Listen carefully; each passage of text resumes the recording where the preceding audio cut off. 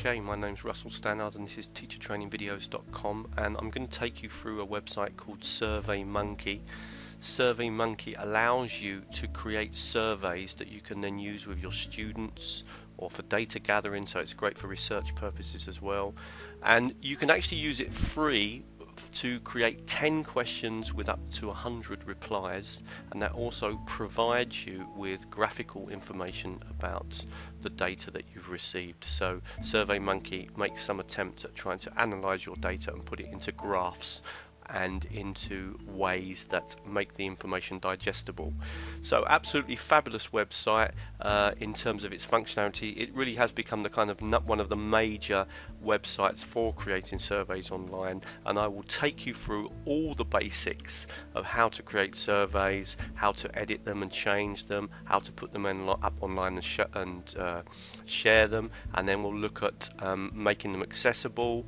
And we'll also look at the results of a survey, so you can see the types of information that is provided to you.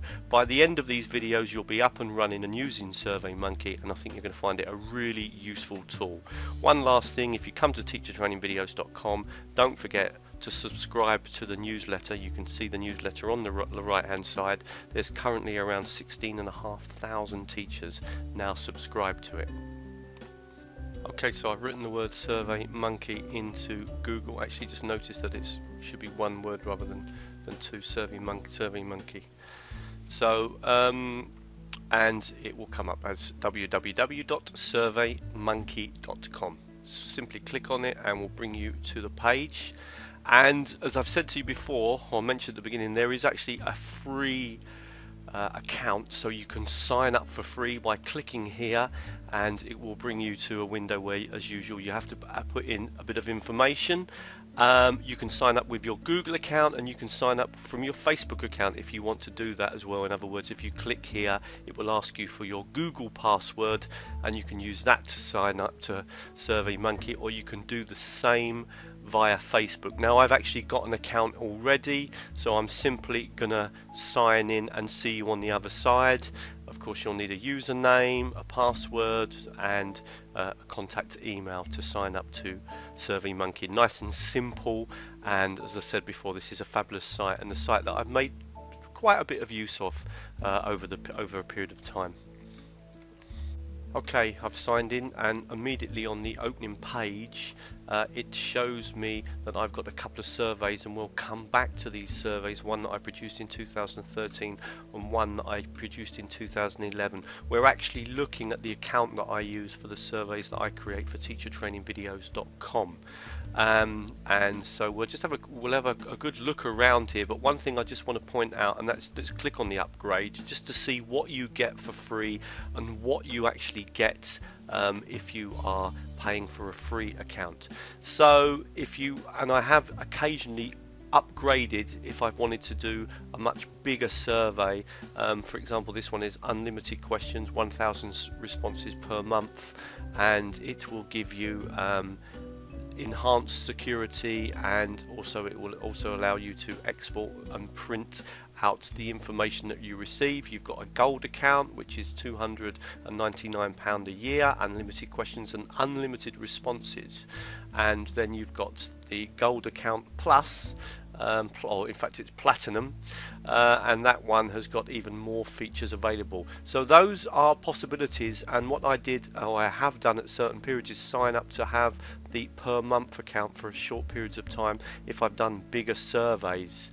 At the moment I'm using what we call the free account, and if we click, I think it's if we click here, plans and pricing, then we can actually see what the free account offers. And as you can see, in comparison, it is actually quite a lot more basic. It only allows 10 questions per survey and 100 responses per survey as well. And so obviously you've got a very different kind of very different types of features if you're only using the basic account. But the basic account is free, it is useful, I have used it a lot. The two surveys that we're going to look at today are from the basic account, and that's what we're going to do in the next video before we get started and make our first survey. So let's go back to home, and when you go to your home page, once you're signed in, you will find that your surveys are available. And we've just done a recent survey here with 101 responses. There's meant to be a limit of 100, so I'm not quite sure how that's happened. But what I can do here is various things. I can delete the survey, and I can transfer the survey, and I can also, if I click here, you can analyze the results, and that's the one that I want to look at for now. So I'm going to click on that button there, and what that's going to do is analyze the 101 responses and provide some kind of graphic detail about the information. Now, some of the questions: can you explain your main role, for example, within this organization? And we can see here that the majority of responses, 65.56%, have said that they are teachers or lecturers, and a quite surprising 25.56% have told me that they are working as teacher trainers. And that's very interesting for me, because the number of people using my website who have got a teacher training background has increased. So that's the first question, and I've got this information here, and I can go down and look at all 10 questions, and if the question was just a simply written response, well, then I can view through all of the written responses and see what people have put in. So again, lots of ways of working with this tool depending on the types of questions. See, this one here was a survey question, but in this particular question they could choose more than one possible answer. That's why the percentages are very high for various of the choices that were available. So you can see the sort of information you get in terms of percentages, in terms of just simple answers if you've used a text box, etc, etc. And what I did was actually to print all this information out, so you get various different types of graphical and textual information depending on the questions that you've created, and that was simply by analyzing the data. Now we'll come back and look in much more detail at the possibilities that there are in terms of that data and using that data, but for now let's get on with creating a survey and then look at how we can analyze the data and how we can work with the data once the survey's been created and of course put online. Once you create the survey, you'll need to put it online, and that's what we're going to do next. So let's go back again to the home button. Always best to start from here, just so I'm making everything clear to you what we're going to do. So we're not going to upgrade. All we're going to do from the basic package is create a survey. Now the survey I'm going to create is because I'm actually doing some teacher training at the moment out in China, and therefore I'm planning on doing a survey with the teachers that I'm going to work with to find out a little bit about their background and how much they know about e-learning and teaching online. So I'm going to give this a title, this new survey. So the first thing I'm going to do is I'm going to call this one e-learning Chinese survey, and I'm going to select a category for this, and I'm going to call it education. And I'm not going to copy an existing survey, which you can do, and then of course you can change the questions or edit them. So sometimes if you've got a questionnaire that is going to be similar, say for example if you're doing a questionnaire every year, or some of the questions from last year might be useful this year, then you would copy an existing survey and then edit it. But what I'm going to do is use an expert survey template. I'm not even going to do that, because an expert survey template is where I've preset the questions. I'm not going to do that. I'm simply going to click on continue, and it's going to allow me to actually create my own survey. Now I will come back and look at that expert template in a minute. Let's go on to the next video now and start to look at the kind of look and feel and design before we start asking the first question.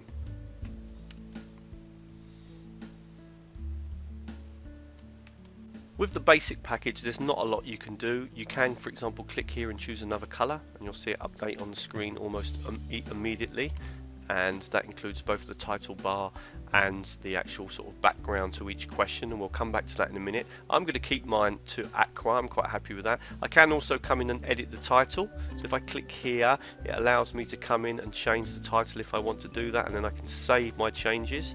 And also, if I want to, I can create a custom or upgrade to add logos. If I click here, then you'll notice that you need to upgrade to do that. You can't simply add a logo if you're using the basic package. However, I'm going to show you a little trick how you could kind of incorporate a logo into your presentation or into your survey if you wanted to do.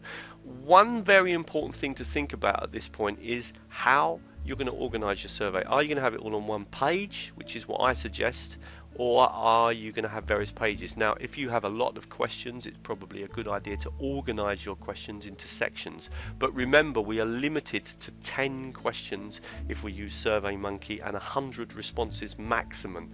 And so you may find that you really just want to keep it very simple, and that is have all the questions on the one page. And that is exactly what I'm going to do. But I'm going to show you a couple of little tricks in terms of how we can add a little bit more look and feel, customize it a little bit more than we are currently doing now. So let's get on and add our first question, and I'll do that in the next video. We just simply need to click here. We're on the first page and we can do that and start then to create our questions. Now, as I said before, I'm going to add all the questions to the one page, and one thing I can do is click on edit page options. I only got the option of the first one, edit page information, and I can sort of put in here some instructions or a title. Okay, so I'm putting questions to answer, and then I'm putting, can you answer the following questions as it will help me to design the course, full stop. And I'm just simply saving that, and that will be at the top of the actual page. And now I'm going to add my first question. Now my first question is going to be really simple, so I'm going to click down here, choose my options, and I'm going to go for multiple choice, one answer. And I'm making this a really simple question, and the question is, have you ever taught online before? And I'm going to offer them two options. I'm going to say yes or no. So I'm choosing multiple choice, one answer only. I'm going to have the answers displayed in a column. There are other ways of having the answers displayed depending on again how many answers that you're offering. So I am going to offer just simply as a column the multiple choice, one answer. There's lots of different questions that I could have chosen, question types, but I'm just doing that for this first one. And I'm going to come down to here. There's a couple of things here. Now I'm going to add a comment field, so that they can add a little comment if they want, and I can specify, yeah, explain, and I can just put that in more detail. So I'm offering them the option to say, for example, well, I've only done a blended course or something like that, in case they want to say something else. I'm going to put that as a paragraph, so I'm going to offer them 3 possible lines, so they've got 3 lines to actually write some additional information. This isn't one of the answer options. The answer option is either yes or no, but then they can add this additional information, and I'm going to require them to answer this question because this is important for me. In other words, they won't be able to move on the survey unless they answer that question. And that's it. I've done my first question. I'm going to click on save and add new question because I'm going to add another question, and I don't want to add another page, so we'll click on that, and our first question is now produced. Now we'll look at that later, and you'll see that it already opens up the screen ready for my next question. So let's do another question now. We're ready to add our second question, and the reason for that is because if you remember, we clicked on save and add next question, so it automatically saved that question and added a new one. But if I wanted to look at the question I just created, well, I could just close that window down, and there is the first question that we did, and there it's already on the screen, and you can see it was, have you ever taught online before, yes or no, and the chance to explain in more detail. Now we're not going to add another page, we're simply going to add another question, and we just click there to add that additional question onto the screen. So here we go with question 2 now. So I've already chosen, this time I've asked for a put the question at the top. I've chose multiple choice. Now it's always best to choose the type of questions before you write your answer, and choose the type of question that you're planning on using. So I'm going to do multiple choice with one answer again, and I'm going to offer the option of teacher trainer because I'm basically asking teachers or the people that I'm going to be training, what is your major role. So it's probably going to be one of these. It's either going to be administration, it's going to be teacher, trainer, teacher, or it could be researcher. So just trying to get a little bit of information. Now again, I could offer the option here of require an answer to this question. Yes, I want the answer to that, and add other. and again I could say, right, I want that to be a paragraph. I could make that a few lines longer if I expected them to want to write a little bit more, so I might make that, for example, 6 lines. And I can even make the box wider if I want to. We've got the number of characters for the box. I'll leave it at 50, and I'm not going to ask them to, I'm not going to validate the comment box. That means to say that I am not going to use the data that's in the data in the box. I can, for example, check that there's certain information. There must be a number in there, or must be a date in there, or an email address. No, I'm not going to validate that the actual information in there. Whatever they write. And then I'm going to come down here and choose require an answer to this question. Well, yes, I've already decided that, and I'm going to click on. This time I'll just click on save and close, and it will add that question and bring us back to the screen. So we've now added a second question, and now we've got 2 questions on the screen, and they're both in or on the same page. Now let's carry on and add some more in a minute. Okay, now an important question for me is to find out what they know about e-moderation. So I'm going to click here, I'm going to write my question in. Now again, remember, before you write your question, always make sure that you have chosen the question type. And I'm going to do here a kind of a box where they can actually write something in. So I'm going for comment essay box, but I'm not making it too long. You'll see in a minute. So I'm going to just write here, what do you, sorry, and I made a mistake there. Again, what do you understand by the word or by the term? Let's put e-moderation.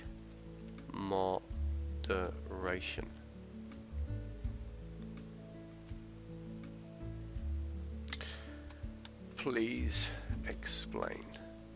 So that's the, now once I've put in, I can look at, let me just click here, so it's just offering. I've chosen here a comment essay box, so I'm going to go for that choice. Now this comes in a kind of standard size. Require an answer to this question, yes, because I want to actually see that they've actually written something.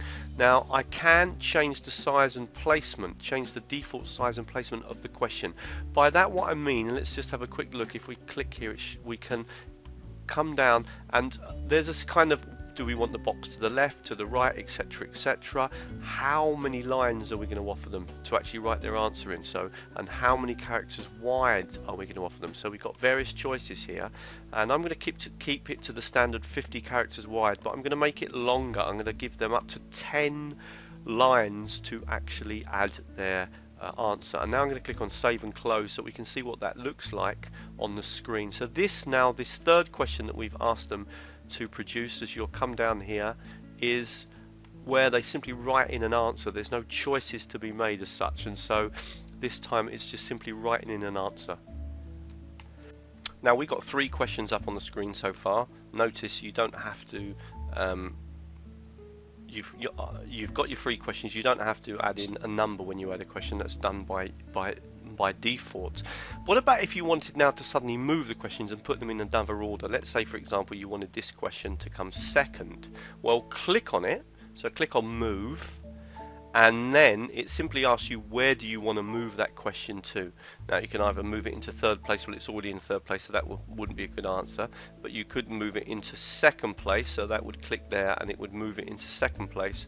Or you should be able to, in fact, click it here and that will move it into the top of the screen. So I'm going to click on move question here, and now we should find that we've got a different order.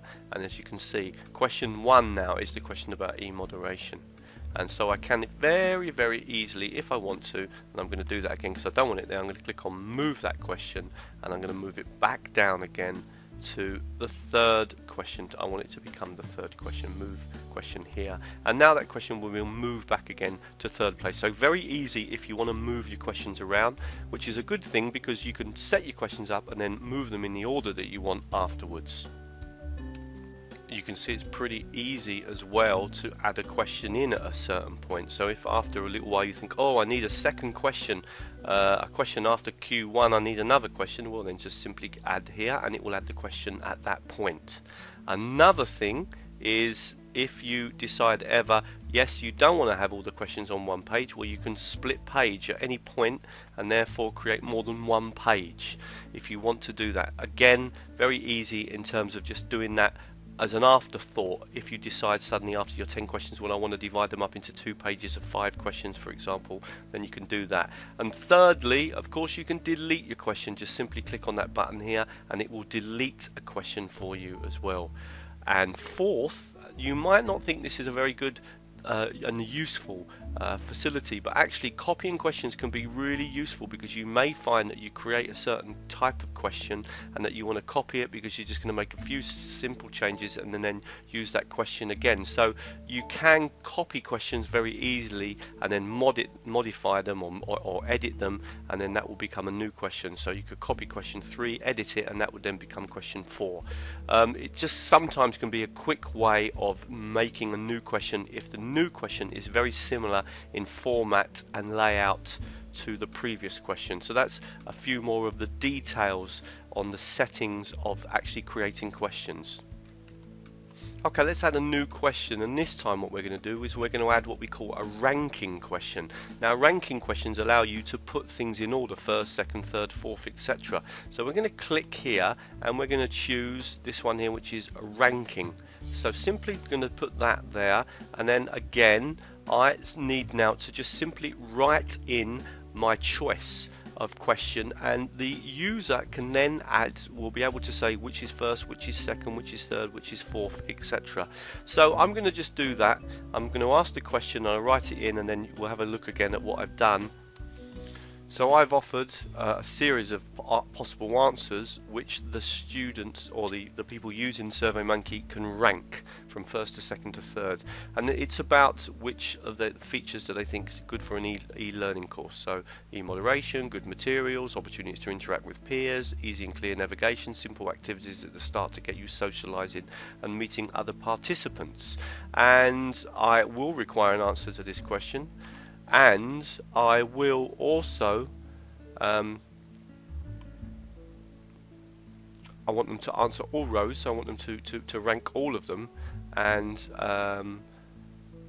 I am going to leave the rest of it. I again could come back and look at the placement, etc. So I'll leave that as that, and now I'm just going to click here and save and close so that you can see what that is going to look like. And what you'll see is that we're going to have this particular time. Now we're going to have the question where you can choose first, second, third, fourth, fifth. So it's a ranking question, that particular one.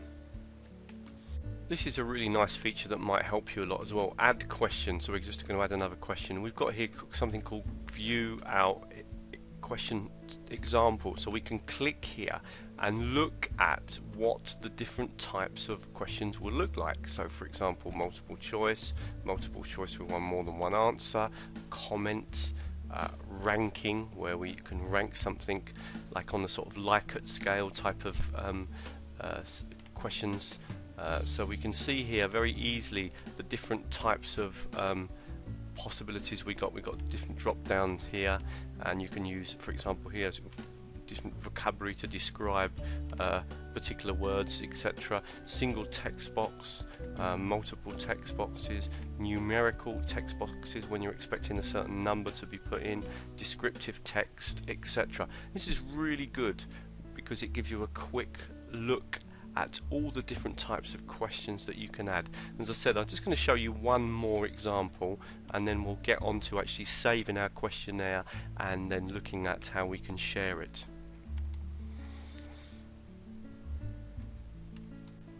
So let's look at doing some kind of scaling question.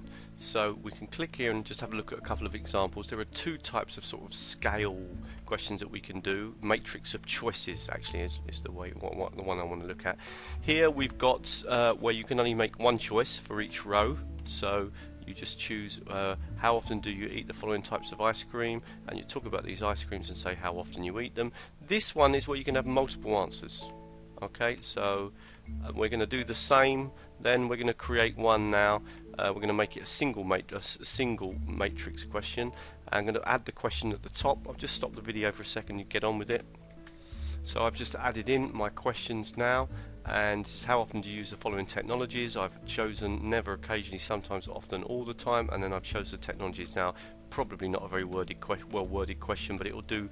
And I've also given people an option of adding in a single line if they want to choose another technology, just in case, so, or add a comment at the end. So in fact I'll make that a little bit longer in case they want to add, so I'm going to give them a paragraph of text, and we'll allow them up to 6 lines. And we require an answer to this question, and we're going to just simply come down, and that one now should be, let me just make sure that I've got everything completed for this particular question. And once I'm happy, I just click on that save and close button here at the bottom, or save and add next question, and we'll just do that, and hopefully now that question will be added to the screen. So we can just close that one down, and now we've got this kind of Likert scale type of, well, it's not quite a Likert scale, well, sort of is a Likert scale type of question. Again, it might need a bit of editing. We've put occasionally there in lowercase, etc, etc, but at least you get the idea. Okay, so we've created our survey, and our survey has got a total of just 5 questions in it, and we now want to, what we call, preview the survey. So we can just have a click here and actually have a look how it's going to look. So we can have a quick preview of the survey that we've created, and here it is. Okay, and then after that we can then click on send survey. So it's click here, and this is going to offer us all the different options that there are in terms of us sharing this. And the most obvious thing that we can do is just copy that link and then share that with anyone on the internet, etc. That would be the easiest way. Just simply copy the link, and you can also copy and paste the HTML code to add your link to any web page. So you can actually add that as a link if you're right in the HTML. The actual HTML there has already been done for you. Just copy that. More ways to send. You can embed your survey on your website or display your survey in a pop-up window. So if we click on add here, now I'm not sure if all of these features are available to the free version. Let's just have a look. Okay, so it looks like we can do that. It's very interesting. I wasn't able to do that before. So yes, it is a new embed. So I'm just going to click on embed code, and I want to use it for, I'm not going to use it for WordPress, so I'm just going to simply click on save, and it should give me the code, and there it is. And then I can just right click and click select all and then copy. And now if I was to open up a blog, I could paste in that code into the blog, and then we could actually simply then access the questions from the blog. Just one thing I didn't point out, that when you do decide to add your survey to your blog, you can actually customize the size of it as well. So if you have quite narrow columns on your blog, then you could reduce the actual width of and the size. Click on save, and it will then open up the code for you. Now there are other options. One of the things is that over a period of time, SurveyMonkey has developed more ways of actually distributing the survey. We've already looked at an email, just by simply copying the link. We can link it to Facebook if we want to do that, if we got to link it to our Facebook wall, etc. So there are various ways that you can actually distribute the survey, so that obviously you want to get people to answer the questions. So if I click back onto the home page now, we should see now that we've got a third survey that we've created, and obviously I haven't distributed it via email, but there are now 3 surveys. And if I click here, my surveys, it will give us a kind of more detailed look at those 3 surveys that I've created, and it will show me how many people have answered the questions, and it will allow me to delete, and it will allow me, for example, to analyze. So if we took, for example, this survey here, which was actually produced in 2001, again we could come in and analyze the results to that particular survey. So here we've got, again, tables and figures, etc, etc, and we can get an idea of how many people teaching languages who are using teachertrainingvideos.com, etc., etc. And so again, I can look through the questions and analyze the answers, and that obviously you can do once people begin to actually answer your survey. So I'm just going to bring you back to this page here, which is where what we call my surveys are. You'll see a few things on here. One of them is transfer. Now that allows you to transfer your survey to someone else who's got an account, and that's a possibility. Now if you want to clear your survey, that will delete all the responses to your questions, so you're very unlikely to want to do that unless, for example, you've created a survey and then you're not happy with your survey and you want to change it. You can always come back again and click on design and go back again and start to work on the whole design of your survey, add additional questions, etc., etc.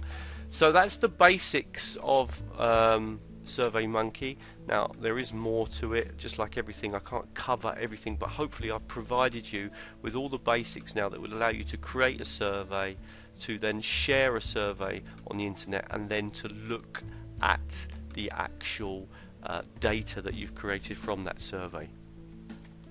I hope you found those videos useful. You can find plenty more of these types of videos on www.teachertrainingvideos.com. There are all various sections, quizzes, dialogues, writing, flipping your class with audio and video and screencasting, how to use PowerPoint, Word, Prezi, the top 20 most popular videos on this particular website, the videos that I recommend, special tools that I think that you might not know but you might find interesting. This section has got learning content for language students, so this is not tools, but this is actual learning content where you can find stuff for learning English and for learning other languages. Collaborate and share the latest videos, blogs, virtual learning environments, wikis. Plenty of stuff on here. Then there's also the section with my research on feedback. And there is also a newsletter to sign up to. About 16,500 people are currently signed up to that newsletter, and I just send out the newsletter once a month. So if you're interested, then please join up to the newsletter, and thank you very much.